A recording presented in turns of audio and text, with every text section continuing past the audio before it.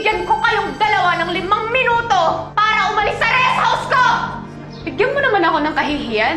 Igalang mo naman yung posisyon natin dito sa lipunan. Well, I'll be filing an annulment after the election. And don't worry. Ako magbabayad ng legal fees. Hayop ka! For now, you're still Mrs. Ibasco. Enjoy it.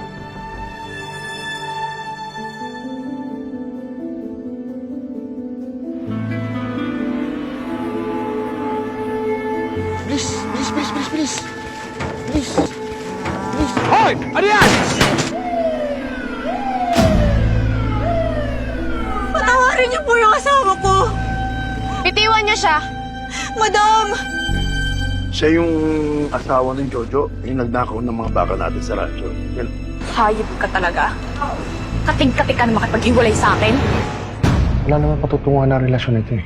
Pwede kitang ilapit sa asawa ko, pero sa isang kondisyon. Anong kondisyon? Tipingan mo siya. Ho!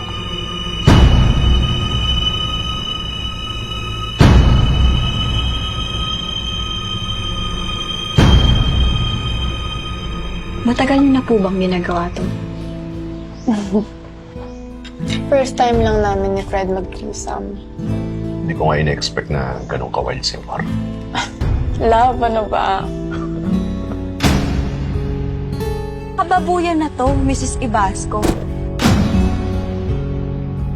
Kaya ang gusto ko, 10 milyon kapalit ng puri ko. Pwede kong gawing 5 beses yun. Paras kayong baliw mag-asawa. Okay na tayo dito, di ba? Sinabi ba ako? Everything that I've done to make this marriage work. Pwede kong iputok sa ulo mo to. Pero hindi ko gagawin. Alang-alang sa pinagsamahan natin.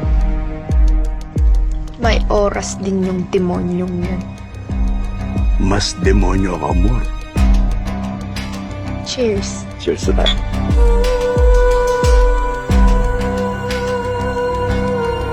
Isa ka sa mga babae ko, wala tayong relasyon. Wala po akong panahon sa kababuyan mo.